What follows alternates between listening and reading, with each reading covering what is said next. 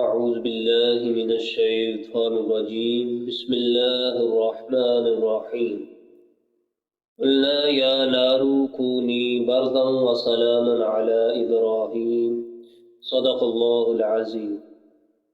ناظرین، آج آپ کے سامنے بخار کا قرآنی علاج بیان کیا جائے گا۔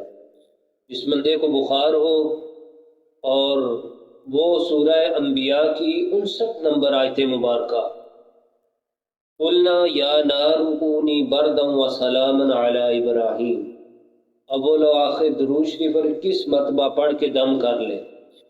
کسی کو بخار ہو تو وہ خود اپنے اوپر دم کر لے، اور اگر کسی پر دم کرنا چاہتا ہے تو وہ 21 مرتبہ یہ آیت مبارکہ اول و آخر درود شریف پڑھ کے اس پر دم کر دے تو بفضلہ تعالی ضرور اسے شفا حاصل ہو جائے گی۔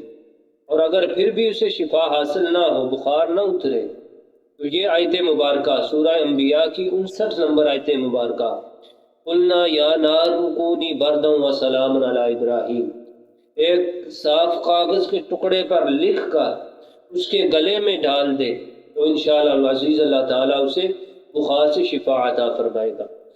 رئیس المحدثین حضرت شاہ عبدالعزیز رحمہ اللہ تعالیٰ کا یہ معمول تھا کہ آپ کے پاس جو بھی بخار زدہ شخص آتا تو آپ یہ آیت مبارکہ سورہ انبیاء کی 59 نمبر آیت مبارکہ قلنا یا نار کونی بردا وسلاما علی ابراہیم، یہ کاغذ کے ٹکڑے پر لکھ کر اس کے گلے میں ڈال دیتے تو اللہ تعالیٰ اسے شفا عطا فرما دیتا۔ اس آیت مبارکہ کی بہت زیادہ تاثیر ہے۔